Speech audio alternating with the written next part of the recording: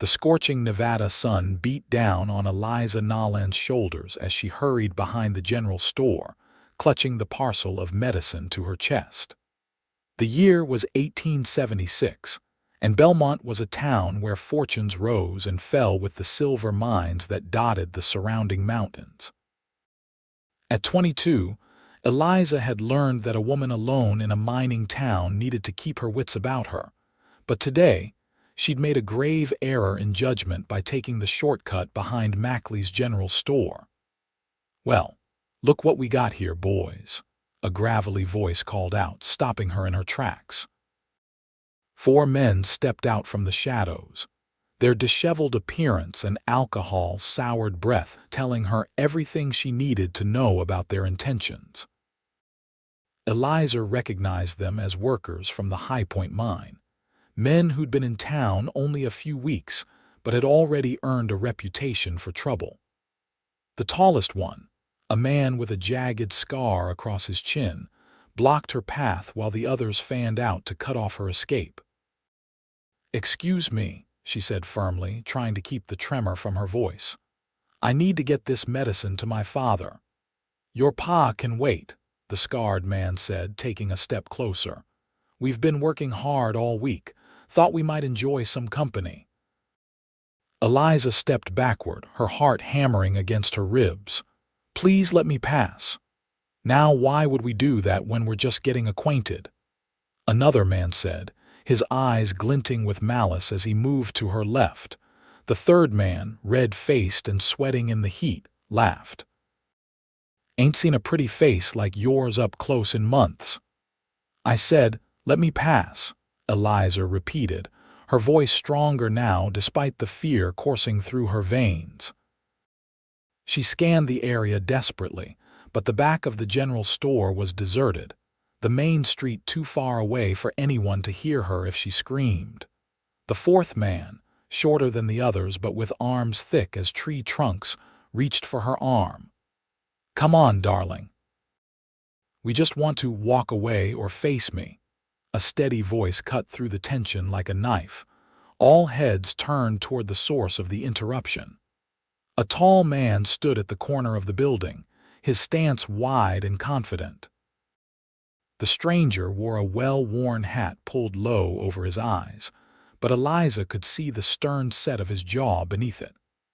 Dust coated his long coat, suggesting he'd ridden far, and his right hand hovered near the holster at his hip. "This ain't your business, cowboy," the scarred man snarled, turning his attention away from Eliza. "Keep moving." "I'm making it my business," the stranger replied, taking a step forward. "The lady clearly wants no part of your company. So you have 2 choices: walk away now, or face the consequences." Something in his tone made the miners hesitate. The scarred man assessed the newcomer, noting the way he carried himself, the weathered look of a man who'd seen his share of trouble and come out the other side. 4 against 1, the red-faced miner said with a sneer. "I like those odds." The stranger didn't flinch. "Then you're worse at counting than you are at manners. It's 4 against 2 now." His eyes flickered briefly to Eliza. "And I reckon the lady here has more courage in her little finger than the lot of you combined." Eliza felt a surge of something unfamiliar, not just relief, but a strange sense of connection to this mysterious defender. Their eyes met for just a moment, but it was enough to convey a silent message. "Stand your ground." The scarred miner took a half-step forward, his hand drifting toward the knife at his belt. "You picked the wrong fight, stranger." "No," the cowboy said, his voice dropping to a dangerous whisper as he moved fully into view. "You did." The tension stretched taut as a bowstring as the men sized each other up. Then, with a barely perceptible movement, the cowboy shifted his coat, revealing not just the revolver at his hip but a silver star pinned to his vest. "Marshal Isaac Northrop," he introduced himself, his eyes never leaving the group of miners. "Now, I suggest you boys find somewhere else to spend your afternoon." The revelation landed like a bucket of cold water. The scarred man's confidence visibly faltered, and he exchanged glances with his companions. After a moment of silent calculation, he spat on the ground. "Come on, boys. Ain't worth the trouble." He gave Eliza one last menacing look. For now, the miners shuffled away, muttering curses under their breath. Marshal Northrop didn't move until they had disappeared around the corner. Then he turned his full attention to Eliza. "Are you hurt, miss?" he asked, his voice gentler now. "No, thank you, Marshal," Eliza said, still clutching the medicine parcel tightly. "I don't know what would have happened if you hadn't come along." He nodded once, removing his hat to reveal a shock of dark hair and eyes the color of a summer storm.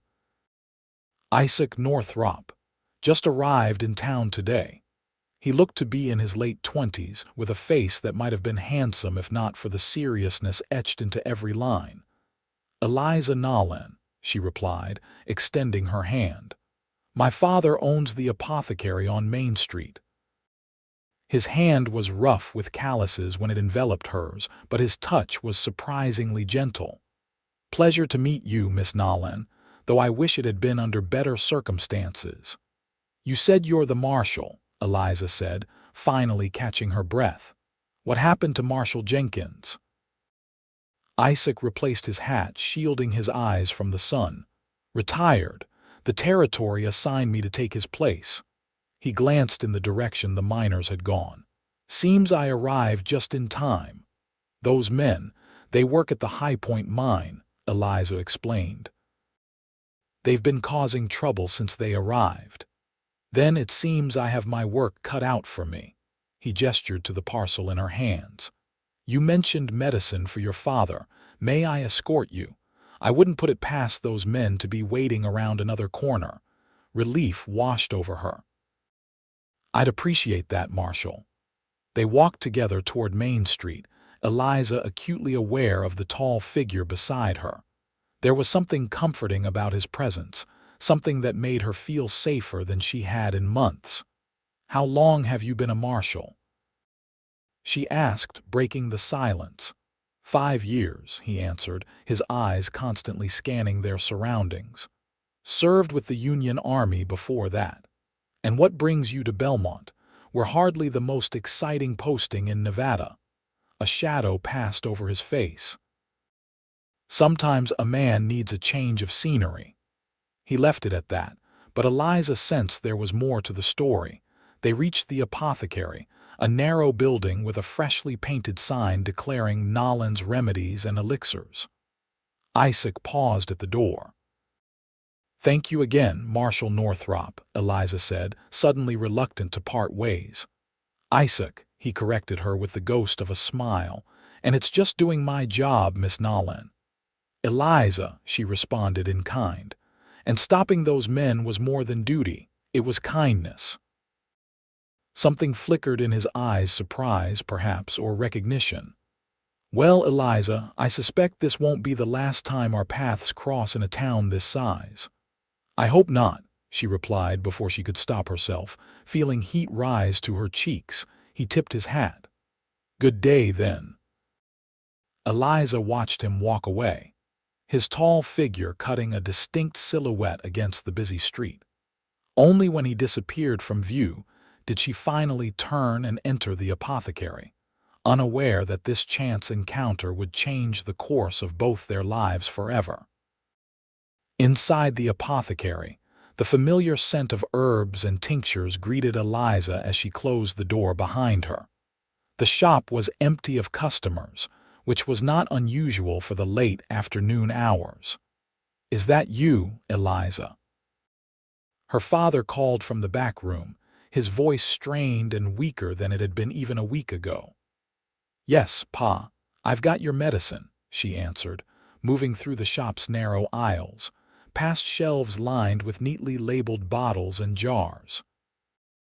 Edward Nolan sat in his worn armchair by the window, a blanket draped over his knees despite the summer heat. At 53, illness had aged him beyond his years, turning his once robust frame into something frail and diminished. The consumption that had taken her mother 3 years prior now had its claws in him as well, though he fought it with stubborn determination. "You were gone a while," he observed as she unwrapped the package, revealing the small amber bottles from the doctor in Carson City. "Any trouble?" Eliza hesitated. Her father had enough worries without adding her encounter with the miners.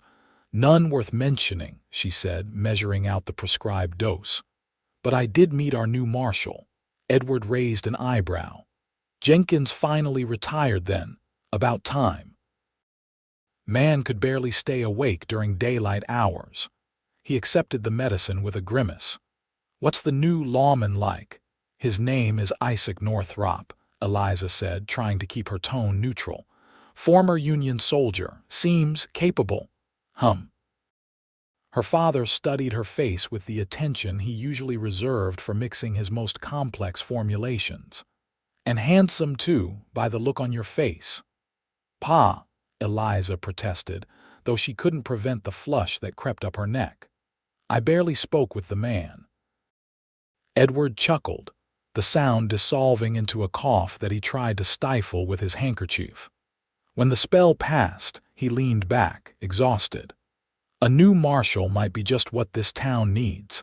The mining companies have been bringing in rougher sorts lately."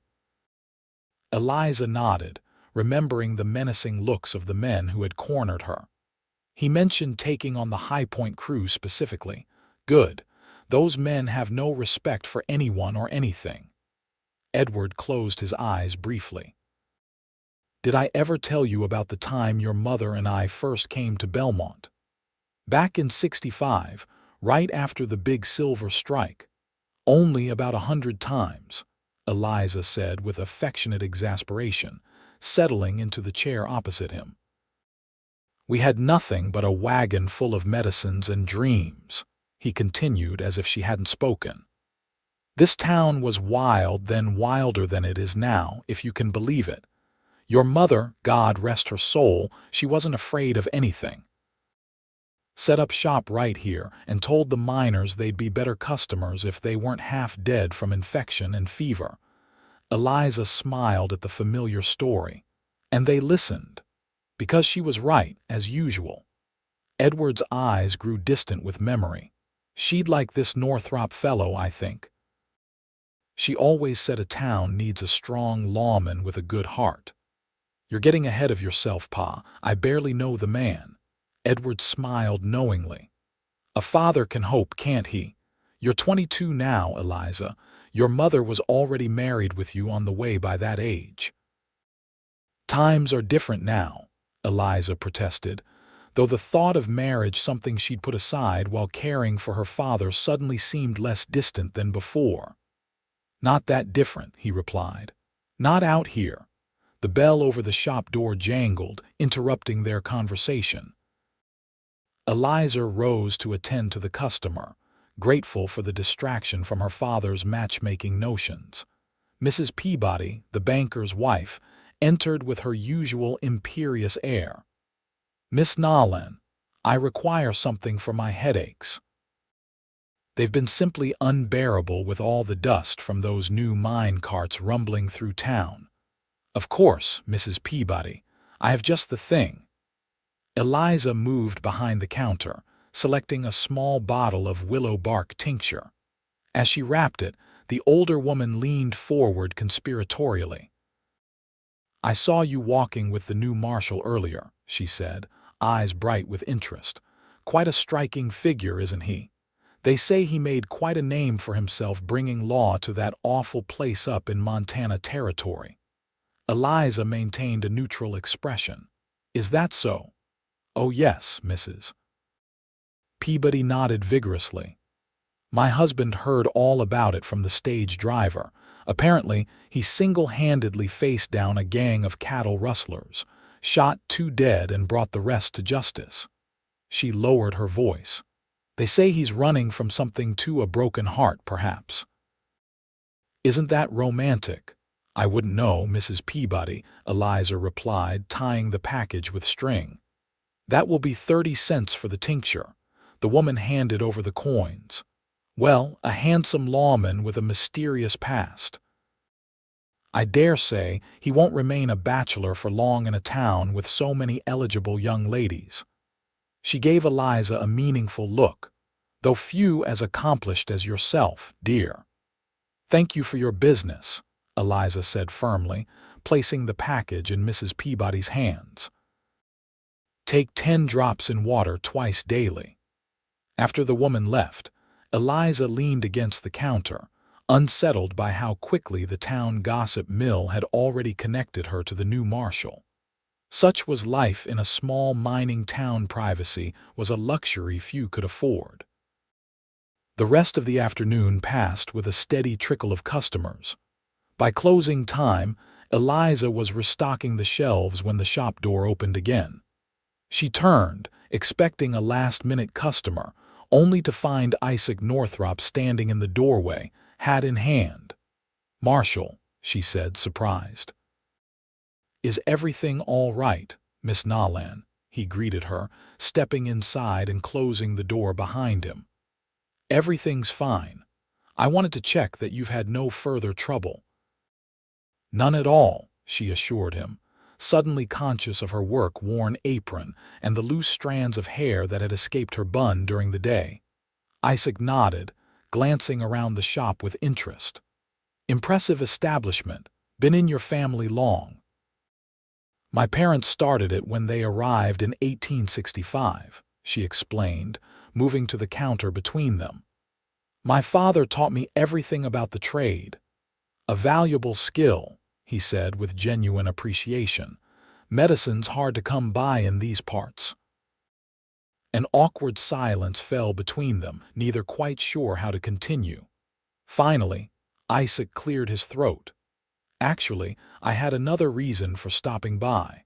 I've been making rounds, introducing myself to the business owners in town."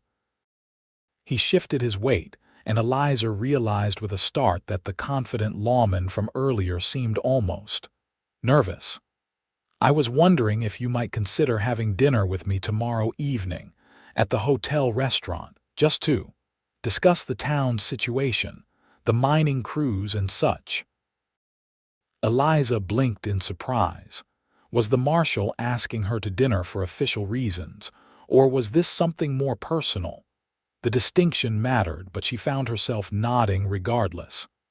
"I'd be happy to provide any information that might help you settle in," she said carefully. "Though I should tell you, Mrs. Peabody will have the entire town thinking we're engaged before dessert is served." That drew a genuine laugh from him, the sound transforming his serious face. "I've dealt with town gossips before. They're more dangerous than any outlaw." 7 o'clock. She suggested, surprised by her own boldness. 7 it is. He placed his hat back on his head. "Good evening, Miss Nolan." "Good evening, Marshal." After he left, Eliza leaned against the counter, her heart beating faster than it had any right to. From the back room her father called out, "Was that the new marshal I heard?" "Yes, Pa," she replied, knowing there was no point in hiding it. And his voice held a note of amusement. Eliza sighed, already anticipating his reaction. "And I'm having dinner with him tomorrow evening to discuss town business." Her father's laughter, followed by another bout of coughing, told her exactly what he thought of that explanation. That night, as Eliza prepared for bed in the small apartment above the apothecary, she found herself wondering about Isaac Northrop. What had brought him to Belmont? Was Mrs. Peabody's gossip about Montana territory true? And why had the thought of dining with him sent such a flutter through her chest? She told herself it was merely gratitude for his timely intervention, combined with the natural interest anyone would have in a newcomer to their small community. But as she drifted off to sleep, the image of storm-gray eyes and a rare, transformative smile followed her into her dreams. The following morning dawned bright and clear, the kind of perfect Nevada day that made the hardships of desert life seem worthwhile. Eliza rose early, as was her habit, to prepare her father's morning dose and open the shop. But today, her movements were accompanied by an unusual sense of anticipation. "You're humming," Edward observed from the doorway of his bedroom, leaning heavily on his walking stick. "I haven't heard you hum since before your mother passed." Eliza stopped, not having realized she'd been making any sound at all. "I suppose I am in good spirits today. Nothing to do with your dinner engagement, I'm sure," he teased, making his way slowly to his chair by the window. "It's hardly an engagement, Pa. The Marshal wants information about the town, that's all." "Of course," Edward agreed with exaggerated solemnity. "And I'm sure he's asking every shopkeeper to dine with him personally. Very thorough man." Eliza threw him a look of mock exasperation. "You're impossible." "And you're blushing," he countered with a smile. "It does my heart good to see it, Eliza. You've spent too long taking care of an old man. You deserve some happiness of your own." "You're not old," she said automatically, though they both knew he'd aged decades in the past year alone. "And taking care of you isn't a burden." "Even so," Edward said, his tone growing serious. "I won't be around forever, child. I'd rest easier knowing you had someone to look after you when I'm gone." "Pa, please don't talk that way," Eliza protested, the familiar fear clutching at her heart. "It's only truth, not tragedy," he said gently. "Now help me downstairs. I feel well enough to mind the shop today while you prepare for your dinner." "It's not until evening," she reminded him, but he waved her objection away. "A lady needs time to make herself presentable." "Your mother taught me that much." The day passed in a blur of customers and preparations. By late afternoon, Eliza found herself standing before the small mirror in her bedroom, studying her reflection with critical eyes. She had laid out her best dress, a deep blue cotton with delicate embroidery at the collar and cuffs, made for last Christmas and worn only a handful of times since. Her hair, usually secured in a practical bun, now fell in waves down her back as she brushed it out. Should she wear it up or down? What would Isaac Marshal Northrop, she corrected herself, prefer? The thought brought her up short. Why should his preference matter? This wasn't a social call, it was a business discussion. Even as she tried to convince herself of this fact, Eliza knew she was being dishonest. There had been something in his eyes when he'd asked her to dinner, something that had nothing to do with learning about mining crews or town politics. A knock at her bedroom door interrupted her thoughts. "Come in, Pa." Edward entered slowly, carrying a small wooden box. "I have something for you," he said, holding it out to her.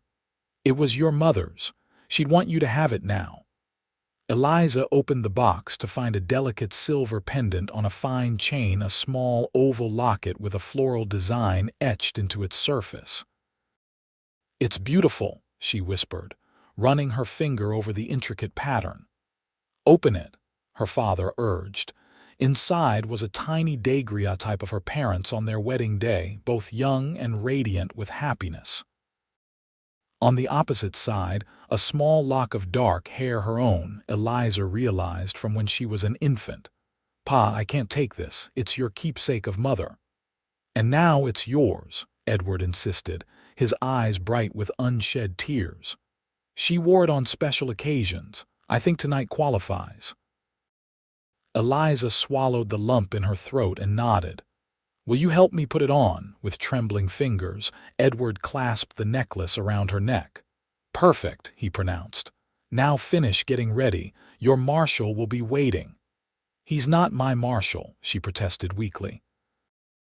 Edward just smiled and left her to her preparations.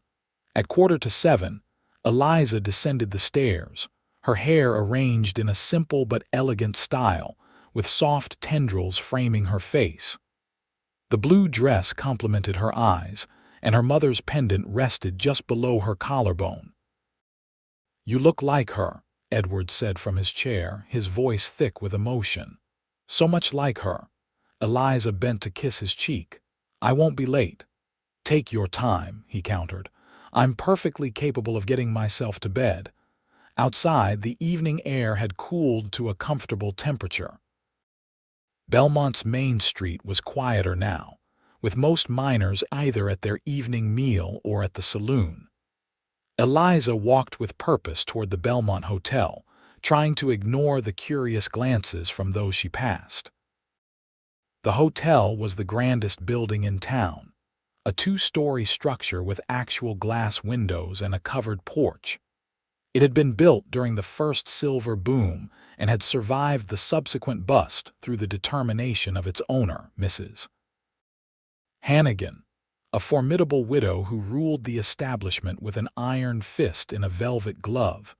Eliza paused outside, gathering her courage, then pushed through the door into the lobby. Isaac was already waiting, dressed in clean clothes with his badge polished to a shine on his vest. He stood when he saw her, a look of undisguised admiration crossing his face. "Miss Nolan," he greeted her, his voice slightly huskier than it had been yesterday. "You look, that is, blue suits you." "Thank you, Marshal," she replied, pleased by his evident approval. "You clean up well yourself." He offered his arm. "Shall we? Mrs. Hannigan has given us a table by the window." The hotel dining room was modestly elegant, with clean tablecloths and actual silverware luxuries in a mining town. A few other diners were scattered around the room, and Eliza noted with resignation that Mrs. Peabody and her husband were among them.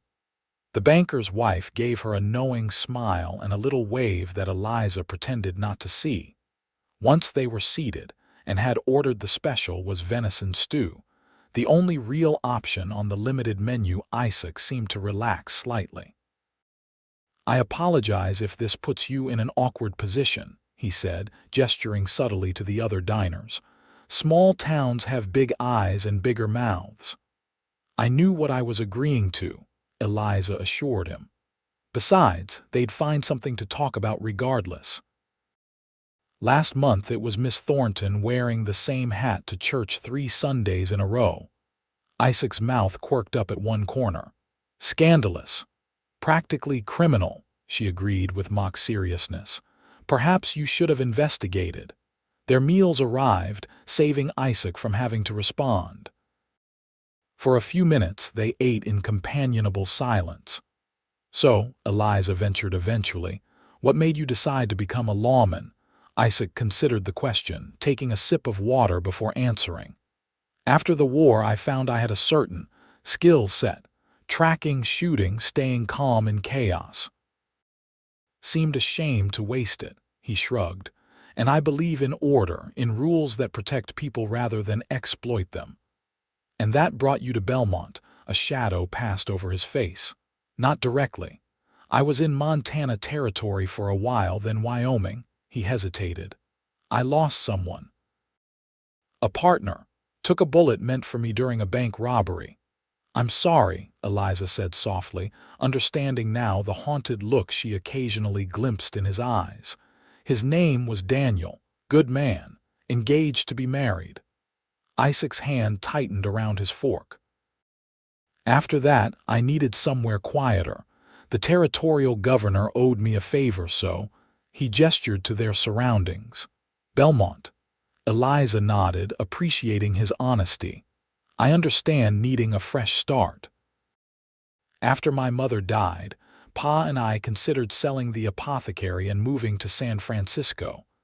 But in the end, we couldn't leave. Too many memories. Good ones, mostly," she smiled. "My mother was remarkable, trained as a nurse during the war, knew more about medicine than most doctors. She taught me everything: which plants heal, which harm, how to compound tinctures and tonics." "And your father," former schoolteacher turned apothecary, "met my mother when he was wounded at Gettysburg. She nursed him back to health, and he followed her west after the war."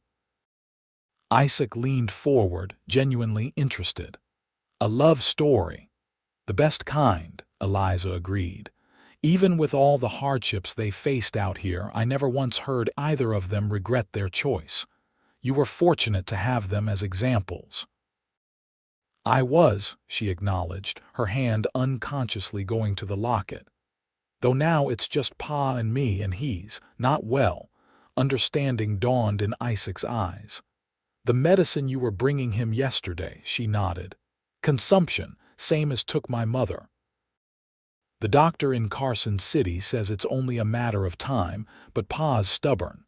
He's lasted longer than anyone expected." Isaac reached across the table, his hand covering hers in a gesture of comfort. "I'm sorry, Eliza." The use of her first name and the genuine compassion in his voice brought unexpected tears to her eyes. She blinked them away quickly. "Thank you." His hand remained on hers for a moment longer before he withdrew it, seemingly aware they were being observed. "I meant to ask you about those men yesterday, the miners. Have they troubled you before?" Grateful for the change of subject, Eliza shook her head. "Not me specifically, but they've been causing problems since they arrived. Fights at the saloon, harassing the laundry girls, that sort of thing." "High Point Mine, you said." When she nodded, he continued, "I paid their foreman a visit this morning, made it clear that such behavior wouldn't be tolerated." "And how did that go?" Isaac's smile held no humor. "Let's just say they understand there's a new marshal in town. But I'd still be careful if I were you. Men like that often look for ways to save face after being humiliated." The warning sent a chill through her. "You think they might seek revenge? It's possible. Not on me, they know better, but they might try to get at me through someone else." His gaze was direct. "Someone they've seen me with. I can take care of myself," Eliza said with more confidence than she felt. "I don't doubt it," Isaac replied. "But all the same, I'd feel better walking you home tonight, and maybe you could carry this." He reached into his pocket and withdrew a small Derringer pistol. "It's not much, but at close range it'll stop a man." Eliza stared at the weapon. "I've never shot a gun before." "It's simple enough," he said, "and I hope you never need to use it. But with your father ill and you often alone in the shop." She hesitated, then took the pistol, surprised by its weight. "Thank you, though I hope I'll never need it." "So do I," Isaac agreed, his expression somber. The remainder of their meal passed pleasantly, with conversation turning to lighter topics: life in Belmont, the characters who populated the town, Isaac's impressions of Nevada territory compared to Montana. By the time they finished their coffee, Eliza realized they'd been talking for almost 2 hours. "I should get back to Pa," she said reluctantly. "Of course." Isaac settled their bill and offered his arm again. The night air had grown cooler, and the stars spread across the sky in a dazzling display impossible to see in larger cities. As they walked along the boardwalk toward the apothecary, Eliza found herself moving closer to Isaac's warmth. "Thank you for dinner," she said as they approached her door. "I enjoyed our conversation." "As did I," he replied, turning to face her. In the moonlight, his eyes were almost silver. "Perhaps we could do it again sometime." "I'd like that," Eliza admitted, her heart beating a little faster. For a moment they stood in silence, neither quite ready to part. Then Isaac took her hand, his touch sending a current through her that had nothing to do with the evening chill. "Good night, Eliza," he said softly, raising her hand to his lips in a gesture that belonged to an earlier, more gallant era. "Good night, Isaac," she whispered, the use of his first name feeling both daring and right. He waited until she was safely inside before tipping his hat and walking away into the night. Eliza watched his retreating figure until it disappeared around a corner, aware that something significant had shifted in her world during those few hours at the hotel restaurant. Upstairs, she found her father asleep in his chair, a book open on his lap. Gently, she woke him and helped him to bed. "Did you have a nice evening?" Edward asked sleepily as she tucked the blanket around him. "Yes, Pa," she replied. "I did. "Good," he murmured, already drifting back to sleep. "He seems like a fine man." "I think he might be," Eliza said softly, more to herself than her father. Later, as she prepared for bed, the small derringer placed carefully in her bedside drawer, Eliza found herself replaying every moment of the evening in her mind. Isaac Northrop was unlike any man she'd met before, direct yet gentle, strong yet vulnerable in his own way. And the warmth in his eyes when he looked at her. She touched her mother's locket, wondering if this was how Elizabeth Nolan had felt when she first came to know Edward, this strange mixture of excitement and trepidation, this sense of standing at the edge of something life-changing. Sleep was slow in coming that night, but when it did, her dreams were filled with storm-gray eyes and the ghost of lips brushing against her hand. Over the next 2 weeks, Belmont settled into a new rhythm with Marshal Northrop at the helm. The miners from High Point, chastened by Isaac's intervention, kept to themselves, and the usual petty disturbances of a mining town, drunken brawls, minor thefts, boundary disputes, were handled with quiet efficiency. Eliza saw Isaac frequently during this time, both professionally and personally. He would stop by the apothecary in the afternoons, ostensibly to check on the business but really to spend a few minutes in her company. Sometimes he brought small gifts, a book of poetry he thought she might enjoy, fresh fruit from a traveling vendor, once even a bunch of desert wildflowers that must have taken hours to gather. For her part, Eliza found herself looking forward to these visits with an eagerness that both delighted and alarmed her. She had never been one for romantic notions, practical matters had always taken precedence. But now, she understood what the heroines in her favorite novels felt when they wrote of heart skipping beats and breath catching at the sight of their beloved. Because that was what Isaac was becoming to her, beloved. The realization crept up on her gradually until one afternoon, as she watched him discussing a remedy for headaches with her father, it simply presented itself as an established fact. She loved Isaac Northrop, with his serious eyes and rare smiles, his steadfast integrity and gentle strength. Whether he returned that love was less certain, though his actions suggested a deep affection. He was careful with her reputation, never lingering too long or calling at inappropriate hours. But his eyes followed her movements when they were together, and sometimes she caught him looking at her with an intensity that made her pulse quicken. Edward, for his part, had taken to Isaac immediately. The two men shared a similar temperament, thoughtful, principled, with dry humor that surfaced unexpectedly. They would talk for hours about everything from philosophy to fishing, while Eliza listened or went about her work, content simply to be in their company.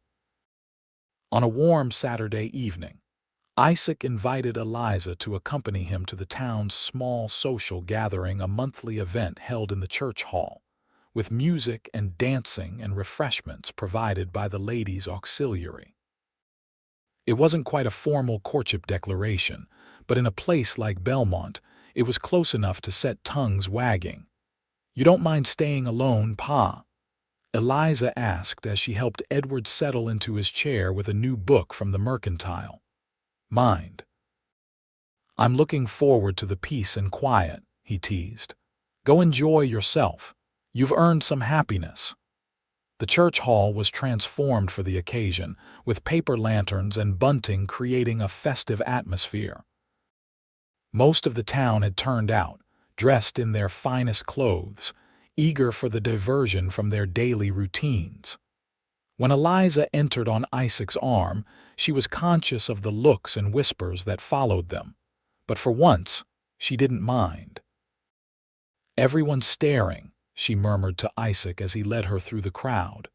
"Let them," he replied, his hand warm on hers. "They're just admiring the prettiest woman in Nevada territory." The compliment brought heat to her cheeks. Flatterer. Truth teller, he countered with one of his rare smiles. The local band, consisting of a fiddler, a man with a banjo and another with a harmonica, struck up a lively tune. Couples took to the floor for a Virginia reel, their movements more enthusiastic than precise. "May I have this dance?" Isaac asked, offering his hand. "Can the Marshal dance?" Eliza teased. "Not well," he admitted, "but I'm willing to risk making a fool of myself for the right partner." The dance was indeed not his strong suit, but what he lacked in grace he made up for in attentiveness. He watched her carefully, following her lead, his hands always respectful yet conveying a warmth that had nothing to do with the crowded room.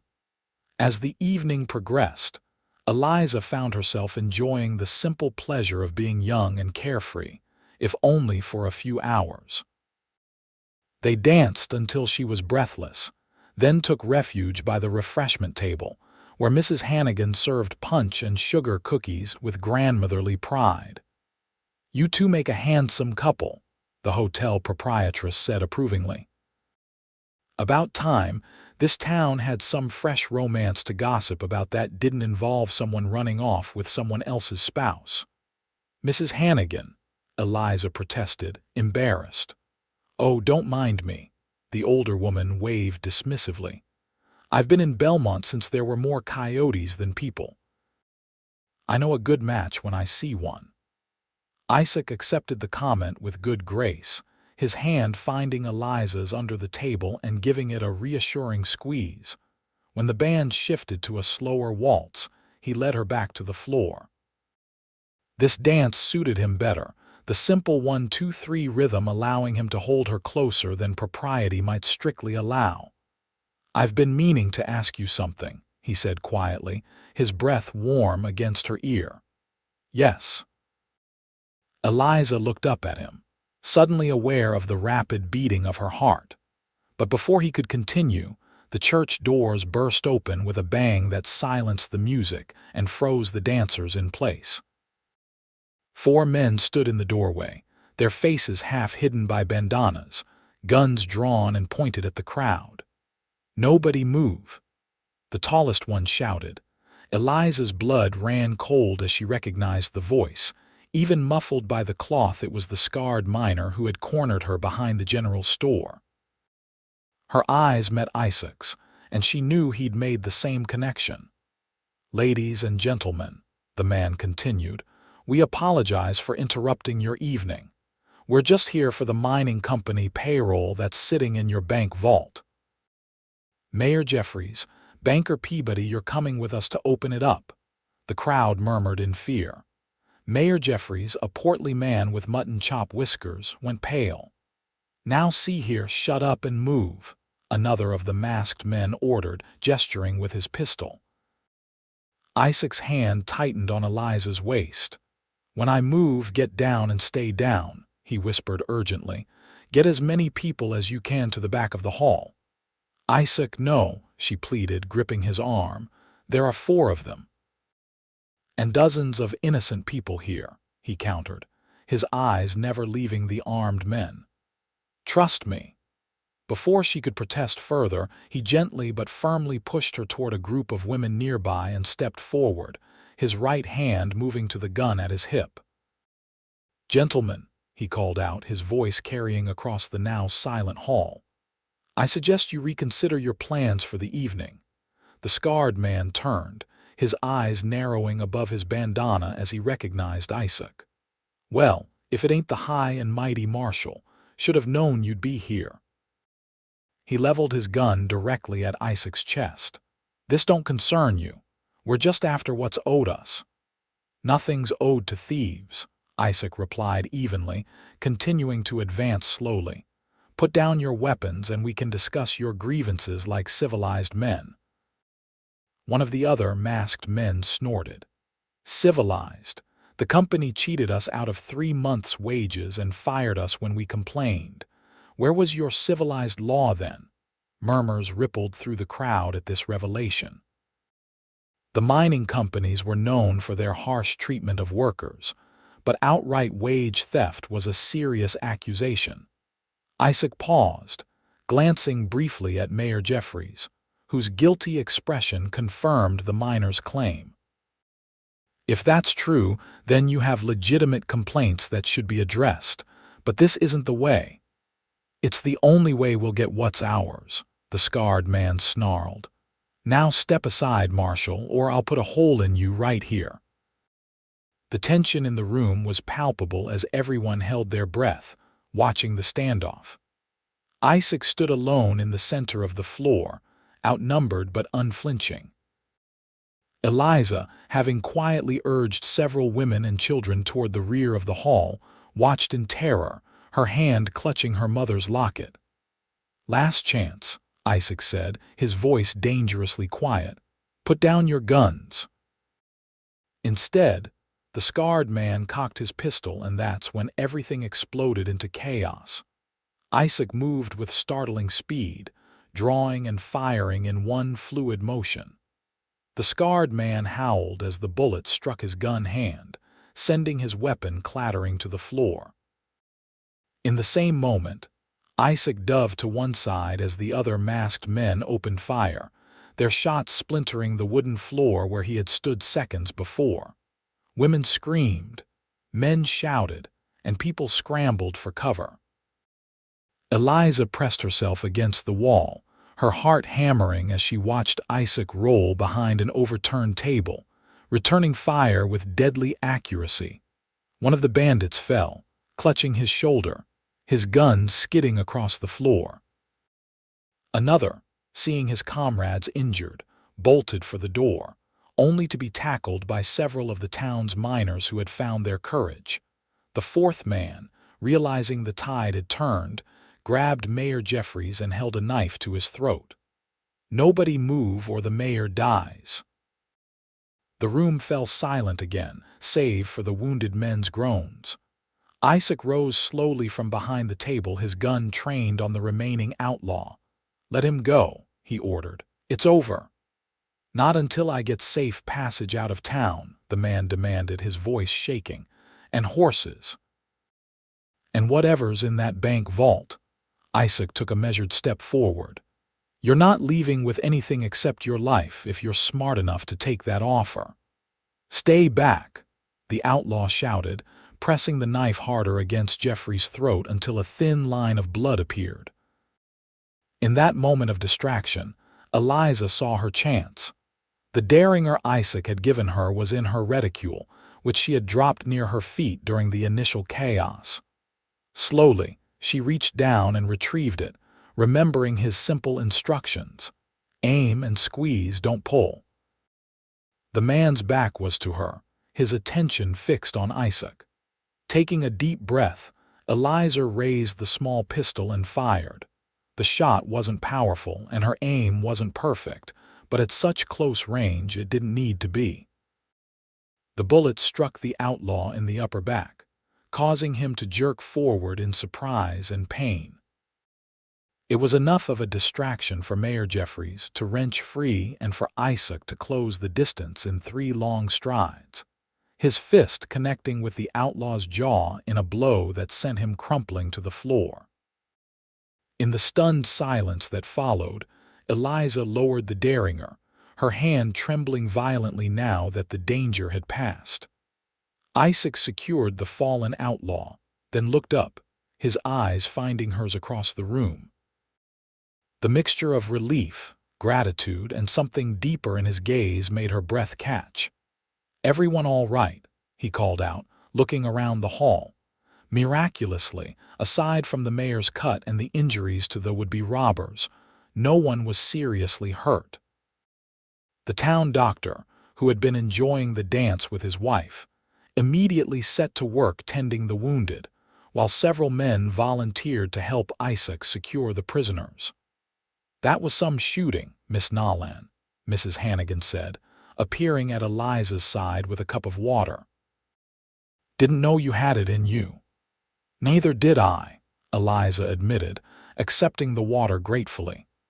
Her legs felt unsteady, the reality of what had just occurred, what she had just done, beginning to sink in. "Well, I'd say the Marshal's found himself a worthy partner," the older woman said with approval. In more ways than one. It took nearly an hour to restore order. The wounded outlaws were taken to the jail, where they would await the circuit judge's arrival. Mayor Jeffries, shaken but recovering his political instincts quickly, promised a full investigation into the miners' claims of wage theft. Finally, Isaac was able to return to Eliza's side. Without a word, he enfolded her in his arms, holding her close as if to reassure himself that she was unharmed. "You could have been killed," she whispered against his chest. "So could you," he replied, drawing back to look at her. "That was either the bravest or the most foolish thing I've ever seen." "I learned from the best," she said, attempting a smile despite the tears threatening to spill. Isaac touched her face gently, his thumb brushing her cheek. "I never wanted to involve you in danger. You didn't." "I chose to be involved." Eliza placed her hand over his. "Just as I choose to be involved with you, Isaac Northrop, danger and all." Something shifted in his expression, surprise, followed by a softening that transformed his features. "Eliza." But whatever he intended to say was interrupted by the approach of several townspeople, eager to thank him for his quick action and congratulate Eliza on her unexpected heroism. The moment passed, though the look in his eyes promised they would revisit this conversation soon. The dance was officially over, the festive mood thoroughly disrupted by the evening's excitement. Isaac insisted on walking Eliza home, his hand never leaving the small of her back as they made their way through the quiet streets. "Will they really investigate the miners' claims?" she asked as they approached the apothecary. Isaac nodded. "They'll have to now. Too many witnesses heard the accusation, and if it's true, the company has some explaining to do." "It doesn't excuse what those men did tonight." "No," he agreed, "but it explains it." Men pushed to desperation often make poor choices. They reached her door, and Eliza turned to face him, suddenly reluctant to end the evening despite its traumatic conclusion. "Thank you for protecting everyone tonight." "Thank you for saving the mayor's life," he countered, "and possibly mine." "I wasn't sure how I was going to resolve that standoff." "We make a good team," she said softly. Isaac's gaze intensified. "We do." He took her hands in his touch warm and steady. "Eliza, what I was trying to say earlier before we were interrupted, I've come to care for you, deeply. More than I thought possible after Daniel," she finished for him when he faltered. He nodded. "I came to Belmont looking for peace, not love, but I found both." The word hung between them, charged with significance. "I know it's too soon, and after tonight, you might want nothing to do with a man who brings such danger into your life." But Eliza silenced him by rising on her toes and pressing her lips to his, a bold move that surprised them both. For a moment, Isaac stood frozen, then his arms wrapped around her waist, drawing her closer as he returned the kiss with a fervor that left her breathless. When they finally parted, his eyes were dark with emotion. "I take it that's not a rejection." "Far from it," she assured him, her heart so full it might burst. "I love you too, Isaac. I think I have since the day you faced down those miners behind the general store." His smile, not the small, restrained one she was used to, but a full, radiant expression of joy was worth every moment of danger they had faced. "Then, I'm the luckiest man in Nevada territory." He kissed her again, more gently this time, a promise of things to come. "I should let you get inside," he said reluctantly. "Your father will be worried after hearing the commotion." "Will I see you tomorrow?" Eliza asked, not caring if she sounded eager. "Try and stop me," Isaac replied, bringing her hand to his lips once more before releasing it. "Good night, Eliza." "Good night, Isaac." As she watched him walk away, his steps lighter than she'd ever seen them, Eliza touched her fingers to her lips, still warm from his kiss. The evening had brought terror and joy in equal measure, but one thing was certain: life with Isaac Northrop would never be dull.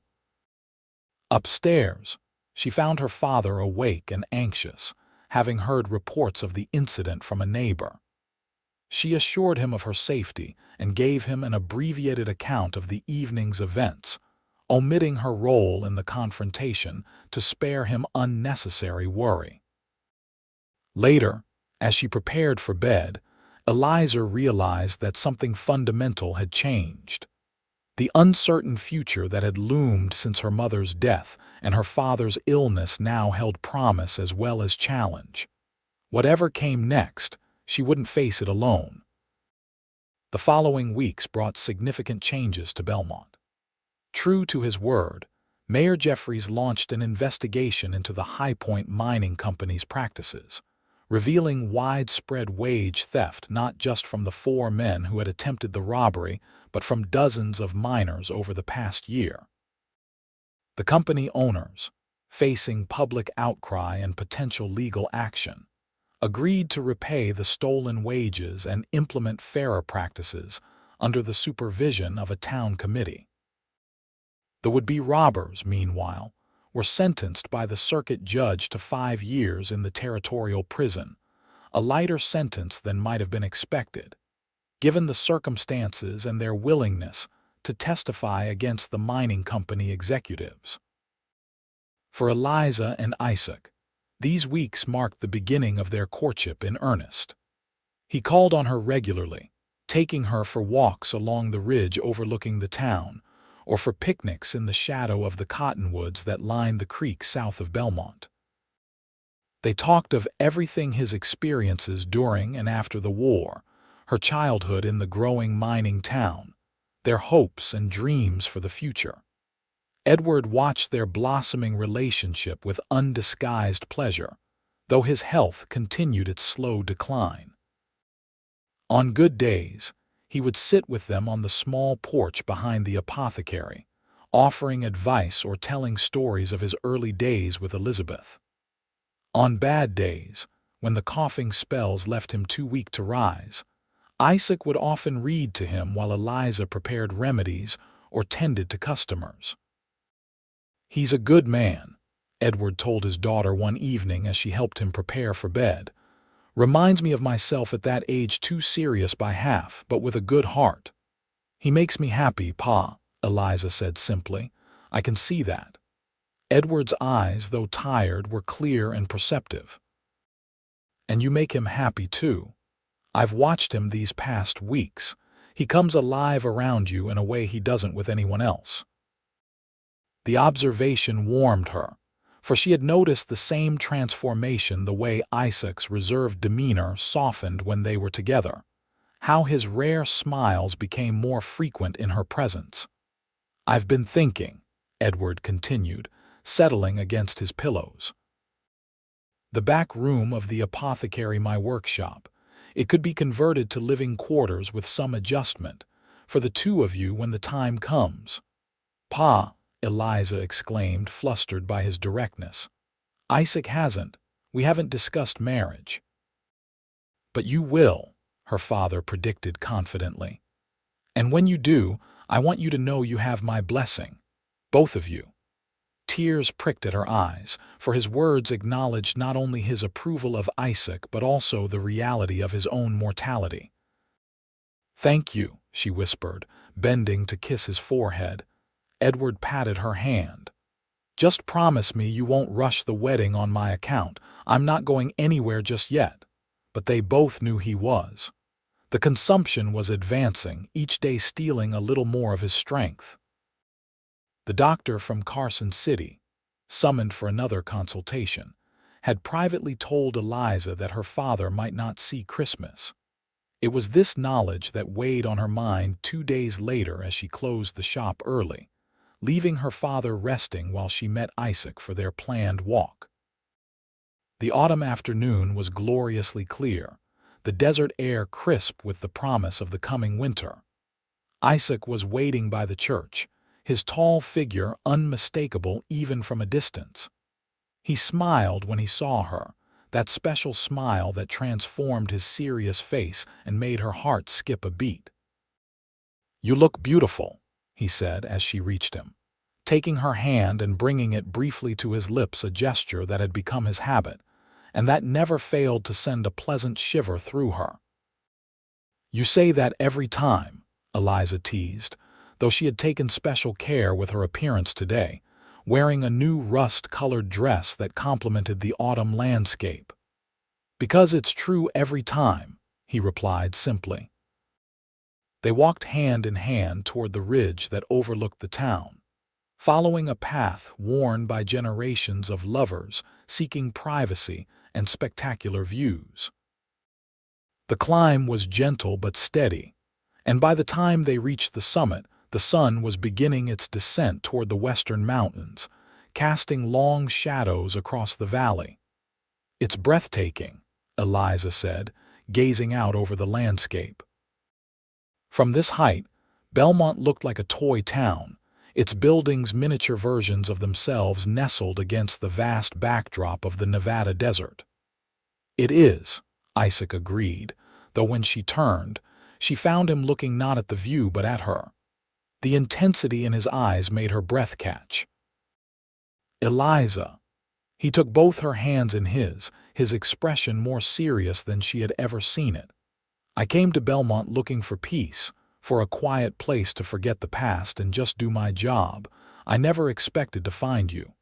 Eliza felt her heart begin to race.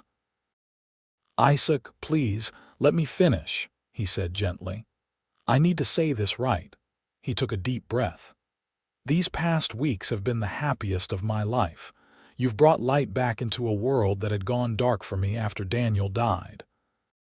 You're brave and kind and stronger than anyone I've ever known, and I love you, Eliza Nolan, with everything I am." He released one of her hands to reach into his pocket, withdrawing a small velvet pouch. From it, he produced a ring, a simple gold band set with a single, perfect pearl. "It was my mother's," he explained as Eliza stared at it in wonder. "The only thing of hers I have left. I've carried it with me since she died, waiting for the right person." He knelt before her, still holding her hand. "Eliza, would you do me the extraordinary honor of becoming my wife?" Tears blurred her vision as emotion overwhelmed her. "Yes," she whispered, then louder, "Yes, Isaac. Yes, I'll marry you." His smile was radiant as he slipped the ring onto her finger, then rose to take her in his arms. Their kiss was tender at first, then deepened with the promise of their future together, of all the kisses yet to come. When they finally broke apart, both breathless, Isaac rested his forehead against hers. "I know your father is ill," he said softly. "I want you to know that I'm prepared to wait, to have a long engagement if that's what you need." The consideration in his words only confirmed what she already knew, that she had chosen well, that this man would put her needs above his own desires. "Thank you," she said, touching his face. "But Pa actually suggested we might convert the back room of the apothecary for us. He wants to see us settled." Isaac nodded, understanding the unspoken implication. "Then we'll be married soon, and we'll make sure he's comfortable for however long he is left." They stayed on the ridge until the sun began to set in earnest, planning their future together. They would live at the apothecary, continuing the business that had been Eliza's family legacy. Isaac would remain marshal, bringing law and order to their corner of Nevada. And someday, when they were ready, there would be children who would know the story of how their parents met, of the brave apothecary's daughter and the marshal who saved her behind the general store. As they made their way back to town in the gathering dusk, Eliza's hand securely in Isaac's, she felt a profound sense of rightness, of pieces falling into place. The future held challenges: her father's illness, the sometimes dangerous nature of Isaac's work, but they would face them together, stronger for the love they shared. The news of their engagement spread through Belmont like wildfire, met with universal approval. Mrs. Hannigan declared it the most sensible match she'd seen in 20 years, while Mrs. Peabody claimed to have predicted it from the very beginning. The miners tipped their hats to Isaac with newfound respect, and the shopkeepers offered congratulations and wedding gifts whenever Eliza passed. Edward, for his part, rallied at the news, his joy giving him a temporary resurgence of strength. He insisted on helping plan the wedding, scheduled for the first weekend in December, close enough that he could reasonably hope to attend, yet allowing enough time for proper preparations.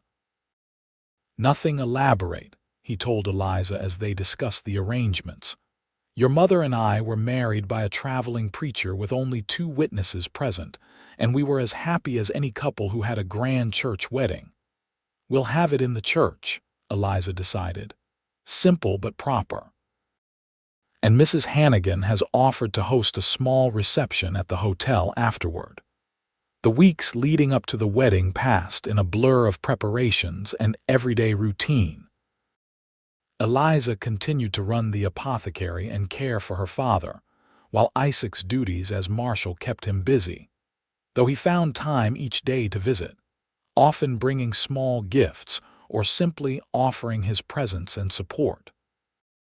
3 days before the wedding, as Eliza was closing the shop for the evening, the bell over the door jangled. She looked up, expecting Isaac, but instead found herself facing a tall, elegantly dressed woman she had never seen before. "I'm sorry, we're closed," Eliza began, but the woman raised a gloved hand to silence her. "I'm not here for medicine," she said, her voice cultured and Eastern in its accent. "I'm looking for Marshal Northrop. I was told he might be found here." Something in the woman's tone, a proprietary note, perhaps set Eliza on edge. "He's making his evening rounds. May I tell him who called?" The woman studied her with cool assessment. "My name is Victoria Caldwell. Isaac and I are old friends from Montana." Eliza felt a chill that had nothing to do with the December air. "I see. Well, Miss Caldwell, I'll be happy to let him know you're in town. He should return shortly if you'd care to wait." "Mrs. Caldwell," the woman corrected, removing her gloves to reveal a gold wedding band. "Though that's part of why I'm here." Her gaze dropped to Eliza's hand, where Isaac's mother's ring gleamed. "I understand congratulations are in order." Before Eliza could respond, the door opened again and Isaac stepped inside. He froze at the sight of the visitor, his face draining of color. "Victoria," he said, his voice barely above a whisper. "What are you doing here?" "Hello, Isaac," Mrs. Caldwell replied, her expression softening into something almost tender. "It's been a long time." Eliza looked between them, noting the shock on Isaac's face and the complicated emotions playing across Victoria's features. "Perhaps I should give you two some privacy," she offered, moving toward the door to the back room. "No," Isaac said quickly, crossing to her side. "Anything Victoria has to say can be said in front of you." He turned to the visitor. "Why are you here, Victoria?" Mrs. Caldwell sighed, a sound of genuine weariness. "Robert is dead. Influenza took him last spring." Isaac's expression registered surprise, then sympathy. "I'm sorry to hear that." "Are you?" Victoria asked, a hint of bitterness in her tone. "After everything that happened?" "Despite everything, yes," Isaac replied evenly. "He was once my friend." Eliza watched this exchange with growing confusion. Who was Robert? And what was the history between Isaac and this elegant, clearly well-to-do woman? As if reading her thoughts, Isaac turned to her. "Eliza, Victoria is Daniel's widow, and Robert Caldwell was my former business partner in Montana. There's a complicated history." Victoria laughed, a brittle sound. "That's one way of putting it." She focused on Eliza. "Has he told you about Montana, Miss Nolan? About the bank robbery that killed Daniel? about why he really left to become a small-town marshal in the middle of nowhere. "He told me enough," Eliza said, moving closer to Isaac, feeling his tension. "That his partner was killed, that he needed a fresh start." "A fresh start," Victoria repeated. "Is that what he calls running away from his responsibilities, from the people who depended on him?" Isaac's jaw tightened. "I did what I thought was right, Victoria, for everyone involved." "You abandoned us," she accused, her composure cracking. "After Daniel died, when I needed you most, when the business was failing without Robert's management, the business was failing because Robert embezzled from our customers for years." Isaac cut in sharply. "The bank robbery wasn't random, Victoria. Those men were after the ledgers that would prove it. Daniel died protecting those records." Eliza gasped softly, the pieces falling into place. "The partner you mentioned, it wasn't just a business partnership, was it?" Isaac shook his head, his expression pained. "Daniel, Robert, and I owned the security company together. We protected businesses, transported valuables, kept the peace, until I discovered discrepancies in our accounts." "Lies," Victoria said, but there was a hollowness to her denial. "Robert explained all that. It was a misunderstanding." "It was theft," Isaac countered firmly. "From the very people who trusted us. When I confronted him, he denied everything. I was gathering evidence to take to the authorities when the robbery happened." Victoria's eyes flashed. "And after Daniel died, you just walked away. Left me to deal with the scandal when everything came to light anyway." "I didn't just walk away," Isaac said quietly. "I made sure you were taken care of financially, and I stayed until the trial was over, until Robert was sentenced. Only then did I leave." "To reinvent yourself as a hero in some backwater mining town," Victoria said bitterly. "To start over," Isaac corrected. "To try to do some good after failing so completely to see what was happening under my nose for years." Eliza looked at the woman who had traveled so far, clearly harboring resentment and perhaps something more. "Mrs. Caldwell, why are you really here?" Victoria turned to her, seeming to really see her for the first time. "I came to find Isaac, to tell him." She faltered, then straightened her shoulders. "To tell him that I'm selling the company, what's left of it, and I needed his signature on some documents." She reached into her reticule and withdrew a folded paper. "But I also wanted to see for myself if the rumors were true that the great Isaac Northrop had found happiness in exile." She extended the document to Isaac, who took it wordlessly. "Sign it, and I'll be on my way back to civilization. You can continue your idyllic new life." The contempt in her voice made Eliza bristle. "Mrs. Caldwell, I understand you've suffered a loss. 2 losses, in fact. But Isaac has built something meaningful here. He's respected, valued, loved." Isaac looked at her with such gratitude that it nearly took her breath away. Then he turned back to Victoria. "I'll sign your papers, but not because I want you gone, because it's the right thing to do. You deserve to move on with your life, just as I have with mine." He went to the counter, found a pen and signed where indicated, then returned the document to Victoria. "I am truly sorry about Robert. Whatever his faults, I know you loved him." The sincerity in his voice seemed to deflate Victoria's anger. She took the paper, her posture softening slightly. "Daniel would be happy for you," she said after a moment, surprising them both. "He always said you deserved peace more than any man he knew." "Thank you," Isaac said quietly. "That means a great deal." Victoria nodded once, then turned to Eliza. "Take care of him, Miss Nolan. He carries the weight of the world on his shoulders whether he needs to or not." "I know," Eliza replied, moving to stand beside Isaac, taking his hand. "And I will." With a final, complicated look at Isaac, Victoria Caldwell left the apothecary as suddenly as she had appeared, leaving a charged silence in her wake. "I'm sorry," Isaac said immediately, turning to Eliza.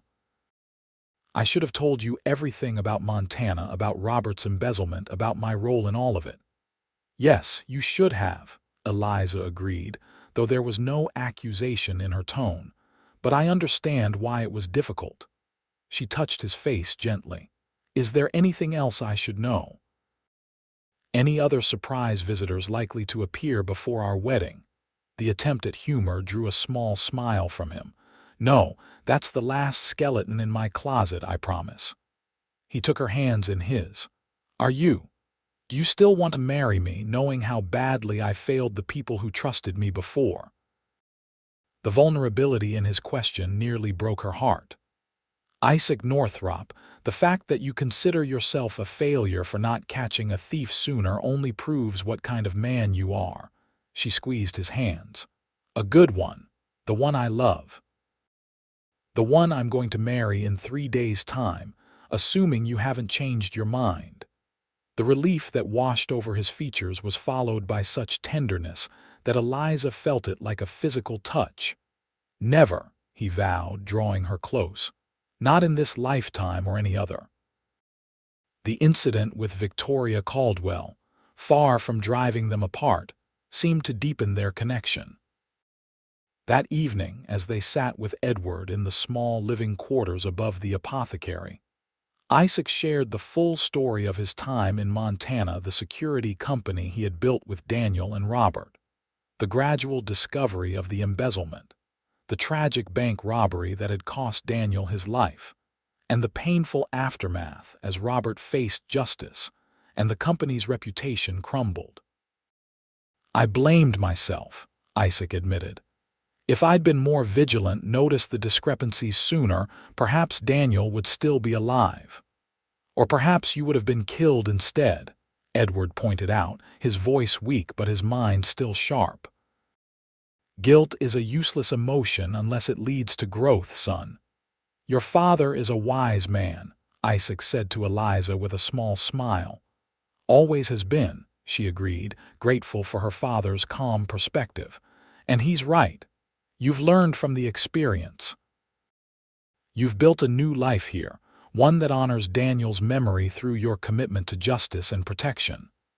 Later, as Isaac prepared to leave for his own quarters above the marshal's office, he pulled Eliza aside. Thank you, he said quietly, for understanding, for not judging me.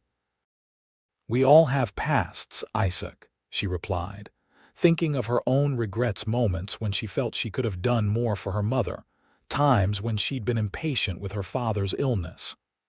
What matters is who we choose to be now and who we choose to be together. He kissed her then, a kiss full of promise and gratitude and love that left her dizzy with anticipation for their life together. The next 3 days passed in a flurry of final preparations. Eliza's wedding dress, a simple but elegant creation of ivory silk, was delivered by Mrs. Peterson, the town seamstress. The church was decorated with pine boughs and red ribbons in anticipation of both the wedding and the coming Christmas season. Mrs. Hannigan oversaw preparations for the reception, ensuring that the hotel dining room would be transformed into a space worthy of what she had declared, the social event of the year. On the morning of the wedding, Eliza awoke to find her father already up and dressed, sitting by the window in his Sunday best, a small wooden box in his lap. "Pa, you should be resting," she chided gently, concerned by the pallor of his skin despite the obvious effort he had made with his appearance. "Plenty of time for rest later," Edward replied with a smile that tried to hide his weariness. "Today is for celebration." He held out the box. "I have something for you. A wedding gift of sorts, though it's really more of an inheritance being passed along a bit early." Eliza took the box and opened it to find a delicate gold bracelet nestled inside. "It's beautiful," she breathed, lifting it carefully. "It was your grandmother's, then your mother's. Elizabeth wore it on our wedding day." Edward's eyes grew distant with memory. "I thought you might like to wear it today as well. You're something old. Tears pricked at Eliza's eyes as she fastened the bracelet around her wrist. "It's perfect." "Thank you, Pa." Edward reached out to take her hand, his own trembling slightly. "I want you to know how proud I am of you, Eliza, of the woman you've become. Your mother would be bursting with pride, too, if she could see you today." "I wish she were here," Eliza admitted, the joy of the day tinged with the bittersweet absence of her mother. "She is, in a way," Edward said softly. "In you. In every kind word you speak, every remedy you prepare, every life you touch." He squeezed her hand. "And I believe she's watching over us today, as pleased as I am that you found such a good man to share your life with." The tears spilled over then, and Eliza knelt beside her father's chair, resting her head against his knee as she had done as a child. "I love you, Pa." "And I love you, my girl," he whispered, stroking her hair. "Now, no more tears. This is a happy day." By noon, the church was filled with nearly every resident of Belmont. Isaac waited at the altar, looking more handsome than Eliza had ever seen him in his new black suit, his hair neatly trimmed, his face freshly shaved. Mrs. Hannigan had insisted on escorting Eliza to the church and helping her prepare in the small anteroom, taking on a maternal role with surprising tenderness. "You look radiant, child," the older woman said, adjusting the simple veil. "Absolutely radiant." When the time came, Edward walked his daughter down the aisle, moving slowly but with determined dignity. The effort cost him, Eliza knew, but he had insisted on performing this final fatherly duty. Isaac's face as he watched her approach was a study in wonder and love, his eyes never leaving hers as she and her father made their way toward him. When Edward placed her hand in Isaac's, the simple gesture symbolizing the transition of care from father to husband, Eliza felt the full weight of the moment of endings and beginnings, of one chapter closing as another opened. The ceremony itself was brief, but meaningful. They exchanged vows in clear, steady voices, promising to love and cherish, to honor and protect, in sickness and in health, for all the days of their lives. When Isaac slipped the simple gold band onto her finger to join his mother's pearl ring, his hands were as steady as his gaze, conveying without words the seriousness with which he undertook this commitment. "I now pronounce you husband and wife," Reverend Thompson declared. "You may kiss your bride." Isaac's kiss was gentle but full of promise, appropriate for the setting yet hinting at deeper passion to come. When they turned to face the congregation as Mr. and Mrs. Northrop, the applause was enthusiastic and heartfelt, the community's blessing upon their union manifest in every smiling face. The reception at the hotel was everything Mrs. Hannigan had promised, elegant by frontier standards, with good food, music provided by the same band that had played at the dance where the attempted robbery had occurred, and enough champagne, imported at great expense, for everyone to toast the happy couple. Edward, visibly tired but determined to participate fully in his daughter's special day, gave a brief but touching speech about love and partnership, drawing parallels between Eliza and Isaac's relationship and his own marriage to Elizabeth. "Love isn't just a feeling," he told the assembled guests. "It's a choice you make every day, a choice to be patient when patience is difficult, to be kind when kindness costs you, to forgive when forgiveness seems impossible." He raised his glass toward the newlyweds. "I've watched my daughter and Isaac make that choice again and again in the time they've known each other. May they continue to choose each other, every day, for all the days to come." The celebration continued well into the evening, though Eliza insisted that her father retire early, knowing the day had taxed his limited strength. Isaac danced with his bride, his initial awkwardness giving way to confidence as they moved together, now as husband and wife. "Happy, Mrs. Northrop?" he asked softly as they swayed to a slower tune. "Completely, Mr. Northrop," she replied, savoring the new name, the new identity as his wife. "And you?" "More than I ever thought possible," he said, his eyes conveying the depth of his emotion. "When I rode into Belmont that day and saw those men threatening you behind the general store, I had no idea I was meeting the woman who would change my life." "I'm glad you decided to interfere," Eliza teased gently.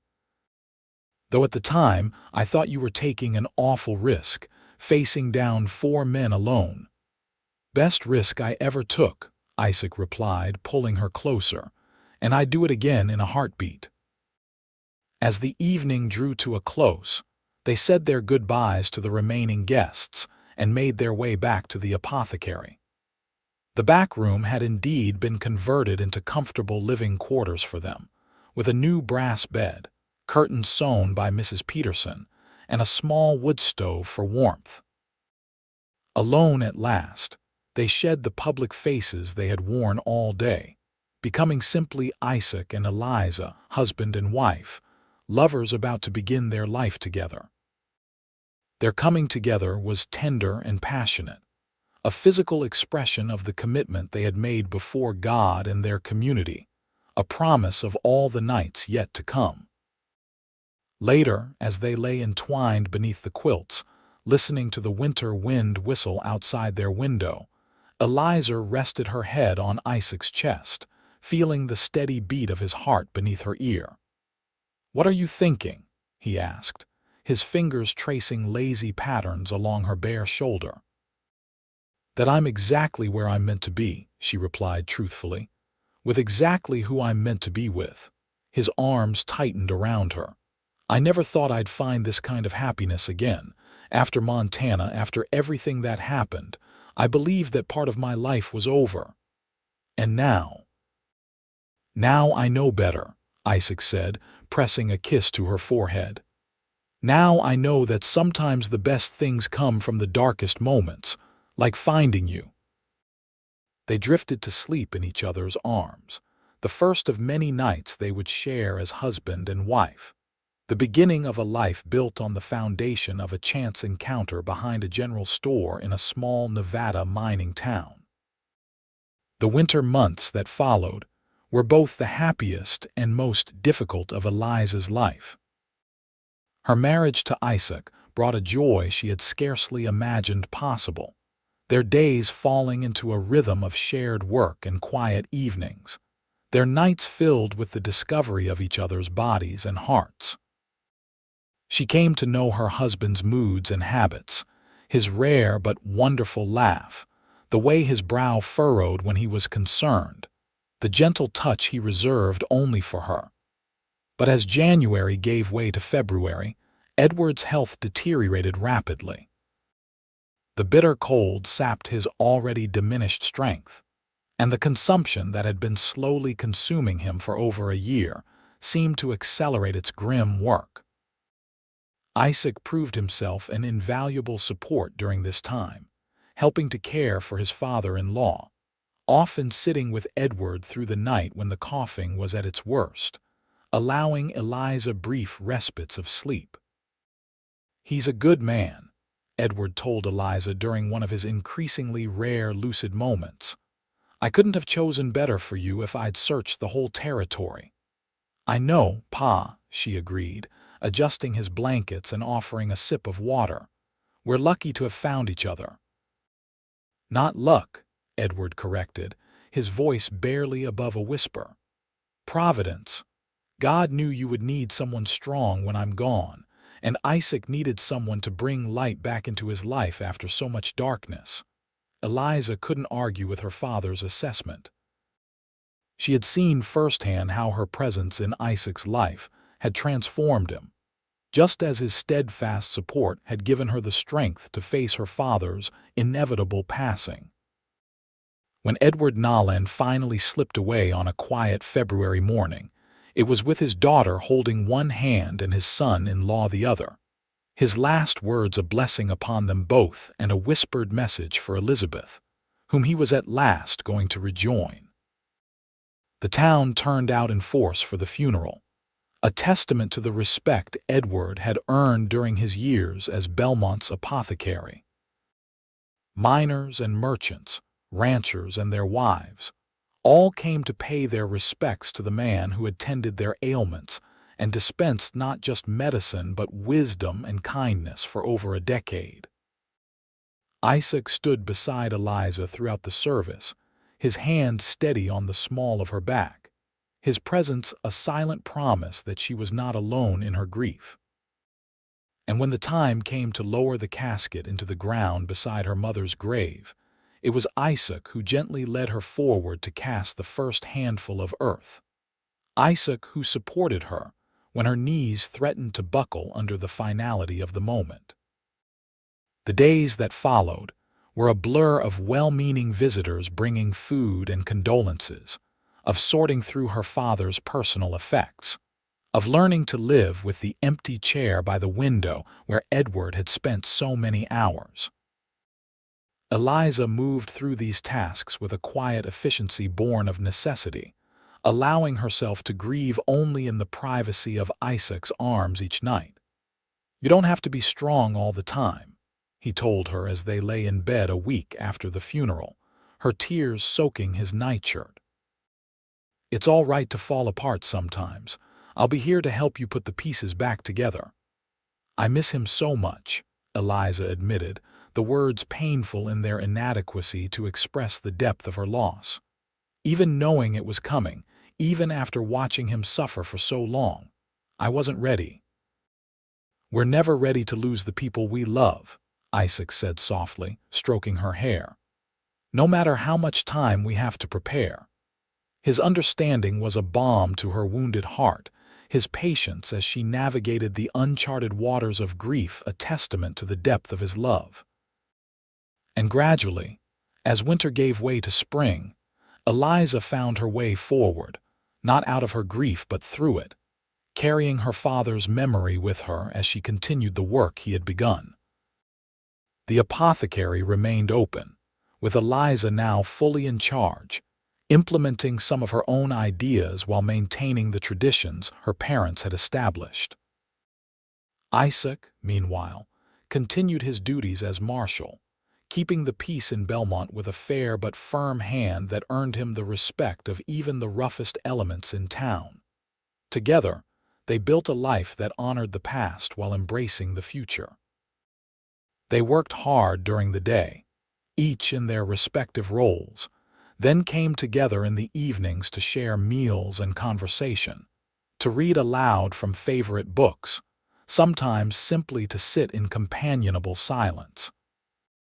And when, as spring turned to summer, Eliza discovered she was with child, it seemed the natural culmination of their love story, a new life springing from the union that had begun with a confrontation behind the general store. "A baby," Isaac said when she told him, his face transformed by wonder. "We're going to have a baby." "Yes," Eliza confirmed, her hand resting on her still flat stomach. "Around Christmas, the doctor thinks." Isaac knelt before her, placing his hand over hers. "Our child," he whispered, awe evident in every syllable, "a piece of both of us. Are you happy?" She asked, though his reaction had already answered the question. "Happy doesn't begin to cover it," he replied, rising to take her in his arms. There isn't a word big enough for what I'm feeling right now." As Eliza's pregnancy progressed, the town of Belmont seemed to take a collective interest in the forthcoming addition to the Northrop family. Women who had given birth to half a dozen children themselves offered advice and hand-me-downs.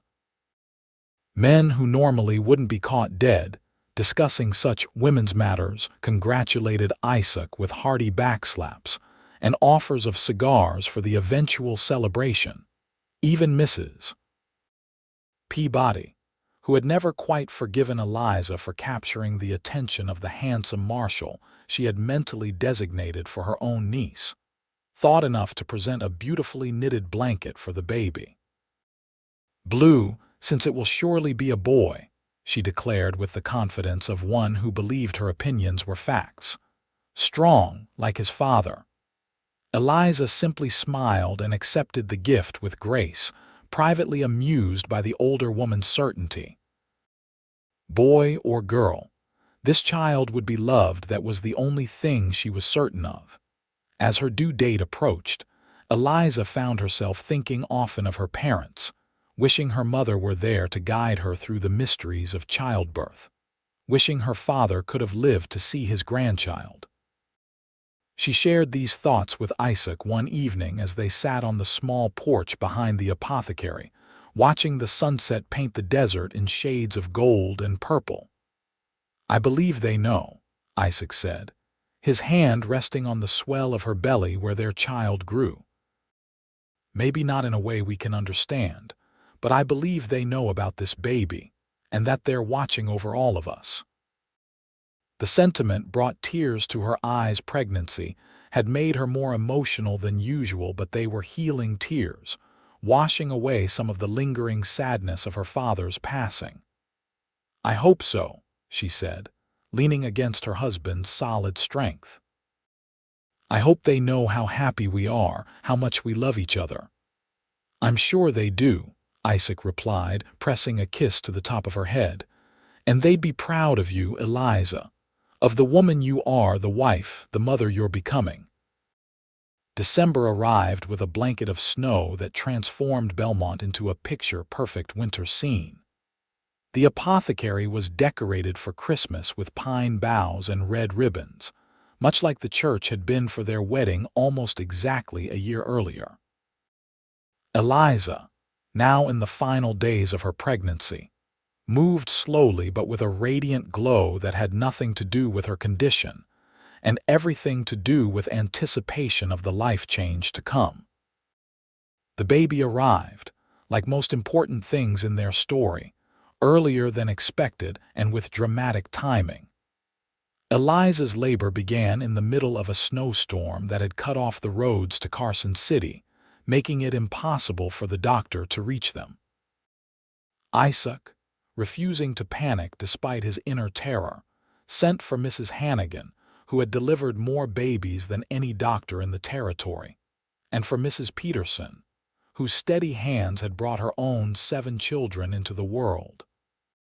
Between them, the 2 women transformed the bedroom into a makeshift delivery room, shooing Isaac out into the hallway where he paced like the expectant father he was, wincing at every cry of pain that escaped Eliza's lips, praying with a fervor he hadn't felt since the war. After 6 hours of labor, quick for a first baby, Mrs. Hannigan declared a new cry filled the small apartment above the apothecary, the lusty wail of a healthy infant announcing its arrival in the world. "Come meet your son, Marshal, Mrs. Peterson called, opening the bedroom door with a broad smile. Isaac entered to find Eliza propped against pillows, exhausted but radiant, holding a small bundle wrapped in the blanket Mrs. Peabody had gifted them. She looked up as he approached, her smile so full of love it nearly brought him to his knees. "Isaac, meet your son," she said softly, tilting the bundle so he could see the tiny, red face of their child. With trembling hands, Isaac accepted the baby when Eliza offered him, cradling his son with a mixture of terror and adoration. "He's perfect," he whispered, counting fingers and toes, marveling at the miniature features that somehow combined elements of both his parents. "Absolutely perfect." "What will you call him?" Mrs. Hannigan asked, efficiently clearing away the evidence of the birth while giving the new family their moment. Eliza and Isaac exchanged a look of perfect understanding. "Edward Daniel Northrop," they said in unison, honoring both the father she had lost and the friend whose death had set Isaac on the path that eventually led him to her. "A fine name for a fine boy," Mrs. Peterson approved. "Mrs. Peabody will be pleased she got the gender right at least." The women left soon after, promising to return in the morning to check on mother and child, leaving the new family to bond in privacy. Isaac settled on the bed beside Eliza, one arm around her shoulders, the other helping to support their son. "Are you all right?" he asked, studying her pale face with concern. "Truly tired," she admitted, "but happier than I've ever been." She leaned against him, drawing comfort from his solid presence. "We're a family now, Isaac, a real family. We were a family before," he corrected gently, "but now we're a bigger one." He gazed down at their son, who had fallen asleep against his mother's breast. "I never thought I'd have this. After Montana, after everything, I'd resign myself to being alone." "And now?" Eliza asked, though she knew the answer. "Now I have everything," Isaac said simply. "More than I ever dreamed possible, more than I deserve, exactly what you deserve," she interrupted firmly. "This life, this love, this child, they're not more than you deserve, Isaac. They're exactly what you deserve after everything you've been through, everything you've overcome." He kissed her then, a tender gesture full of gratitude and love. "Thank you," he whispered against her lips, "for believing in me when I couldn't believe in myself, for seeing the man I could be, not just the man I was. Always," she promised, "as you've done for me." They sat together as the snow continued to fall outside their window, the new family complete in their cocoon of warmth and love. Little Edward slept peacefully, unaware of the journey that had brought his parents together, unaware of the legacy of love and courage he carried in his very name. And as night settled over Belmont, Eliza thought of that moment behind the general store, of 4 threatening men and the tall, serious Marshal, who had appeared like an avenging angel to protect her. How strange and wonderful that such a frightening encounter had led to this moment of perfect contentment, to a love that had transformed both their lives. "I love you," she whispered to her husband, her eyes already growing heavy with well-earned exhaustion. "And I love you," Isaac replied, holding his wife and son close, marveling at the twist of fate that had brought him to Belmont at exactly the right moment, that had placed him behind that general store just when Eliza needed him most. "Both of you, always." As Eliza drifted toward sleep, secure in her husband's embrace with their newborn son between them, she knew that whatever challenges lay ahead and life in the Nevada territory would surely bring many, they would face them together, stronger for the love they had found in the most unexpected of circumstances. From a chance encounter to a lifetime commitment, their story had only just begun, and it was going to be a beautiful one. Epilogue. 10 years later, the summer sun beat down on Belmont's Main Street as Eliza Northrop arranged the new shipment of medicines in the front window of what was now known throughout the territory as Northrop's Apothecary and Medical Supplies. The small shop her parents had started had grown into a thriving business, supplying not just Belmont but surrounding communities with remedies, tonics, and increasingly modern medical equipment ordered from as far away as San Francisco. The bell over the door jingled, and Eliza looked up to see her husband enter, followed by their 3 children. Edward, now a sturdy 9-year-old with his father's serious demeanor and his mother's compassionate heart. Elizabeth, a spirited 7-year-old who had inherited her grandmother's gift for identifying healing plants. And James, a tow-headed 4-year-old whose mischievous grin was the spitting image of the one in the daguerreotype of Edward Nolan as a young man. "Mama," James called, breaking free from his father's grasp to run to her. "We saw a stagecoach with 6 horses." "6?" Eliza laughed, scooping him up for a kiss. "Did you now? That's quite impressive." "And Sheriff McNally says the railroad might come through next year," Edward added, his tone suggesting he was repeating information verbatim. "He says it'll change everything." "Sheriff McNally talks too much," Isaac commented dryly, though there was fondness in his voice for his deputy, who had recently been elected to take over as Belmont's primary lawman, allowing Isaac to scale back his duties and spend more time with his family. "Did you get everything on the list?" Eliza asked, setting James down and accepting a quick kiss from her husband. "Everything except the sugar," Elizabeth reported.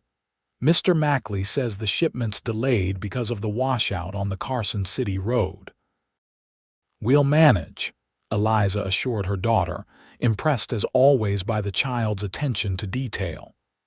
"Did you remember to thank Mrs. Hannigan for the cookies?" All three children nodded vigorously. Mrs. Hannigan, now in her 70s but still running the hotel with an iron will, had appointed herself honorary grandmother to the Northrop children and spoiled them shamelessly at every opportunity. "She says to remind you about the town meeting tonight," Isaac said, hanging his hat on the hook by the door. "Something about the proposed school expansion." Eliza nodded. As one of Belmont's most respected citizens and the only woman on the town council, she had been instrumental in pushing for improvements to the local school. "I haven't forgotten. Mrs. Peterson has agreed to watch the children. Can't we come?"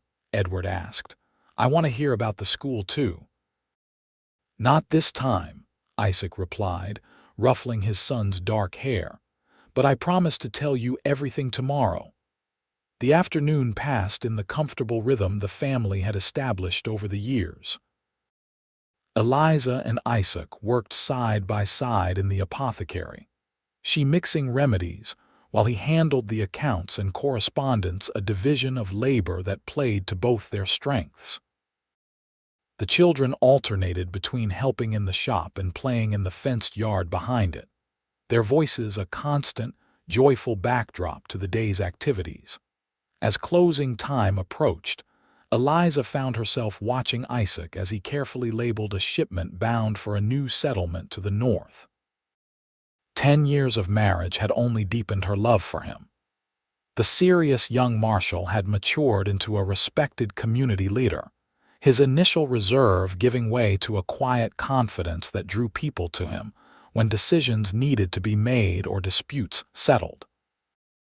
Gray now threaded his dark hair at the temples, and fine lines had appeared at the corners of his eyes, evidence of a decade of laughter and western sun. But the core of him remained unchanged, the integrity, the courage, the capacity for tenderness that had captured her heart behind the general store so many years ago. "What is it?" he asked, catching her gaze. "Do I have ink on my face again?" "No," she replied with a smile. "I was just thinking how fortunate I am, how fortunate we all are." Isaac set down his pen and came to her, taking her hands in his. "I'm the fortunate one," he said softly. "Every day I wake up beside you, I'm reminded of that." After all these years, he could still make her heart race with a look, still make her feel like the young woman who had fallen head over heels for the mysterious new Marshal. She leaned up to kiss him, a brief but tender gesture interrupted by the inevitable chorus of "Yuwa" from their children, who had chosen that moment to return from the yard. "Someday," Isaac told them with mock sternness, "you'll understand why people who love each other like to kiss." "Never," Edward declared with the absolute certainty of childhood, while Elizabeth looked thoughtful and James simply giggled. As they closed the shop and prepared for the evening ahead, Eliza reflected on the journey that had brought them to this point. There had been challenges along the way, the mining crash that nearly bankrupted the town, Isaac's brief return to more dangerous law work during a period of increased banditry, the difficult birth of James that had left Eliza weakened for months. But through it all, their love had remained constant, a foundation strong enough to weather any storm. They had built not just a family but a legacy in Belmont, the apothecary that served the community's needs, the improved school system Eliza had championed, the reputation for fair and just law enforcement that Isaac had established. That night, after the town meeting where the school expansion was approved to general acclaim, after Mrs. Peterson had been thanked and sent home with a jar of Eliza's special headache remedy, after the children had been tucked into bed with stories and prayers, husband and wife sat together on the porch behind their expanded home, enjoying the cool evening air. You ever think about that day? Eliza asked, her head resting comfortably on Isaac's shoulder. The day we met, often, he admitted, his arm tightening around her. Especially when I see men bothering a woman or when I'm teaching Edward about standing up for what's right. He paused, reflecting. It's strange to think how differently things might have turned out if I'd arrived in town a day later, or if you hadn't taken that shortcut. Or if you hadn't been brave enough to face down 4 men alone, she added. Isaac chuckled. I wasn't thinking about bravery at that moment. I just knew I couldn't stand by and watch them threaten you. Something pulled me toward you from the very beginning. Fate, Eliza suggested. Providence, Isaac countered, using her father's word. The same providence that brought your parents to Belmont, that gave them the strength to build a life here, that gave us the chance to meet and fall in love. They sat in companionable silence for a while, listening to the night sounds of the desert town they called home. I've been thinking, Isaac said eventually, with McNally taking over more of the sheriff duties and the apothecary doing so well, perhaps we could take a trip, to San Francisco maybe, take the children to see the ocean. Eliza looked up at him in surprise. You hate traveling. But you've always wanted to go, he pointed out. And the children should see more of the world than just Belmont. The suggestion was so typical of Isaac, always considering her desires, always willing to step outside his own comfort for the sake of their family, that Eliza felt a fresh wave of love for him. I think that's a wonderful idea, she said, leaning up to kiss his cheek. A family adventure. Then it's settled, Isaac decided. We'll go in the fall, after the harvest season but before the winter snow. They continued planning their journey as the stars appeared overhead, each adding details to the upcoming adventure, both secure in the knowledge that wherever they went, whatever they faced, they would face it together, just as they had that fateful day behind the general store, just as they had every day since. And when they finally retired to their bedroom, the love they shared was as passionate and tender as it had been in the early days of their marriage, a testament to the enduring power of the connection that had begun with a chance encounter and a courageous stand. 4 men had cornered her behind the general store, but it was the cowboy who appeared and said, "Walk away or face me," who had changed her life forever. And for that, Eliza Northrop would be eternally grateful.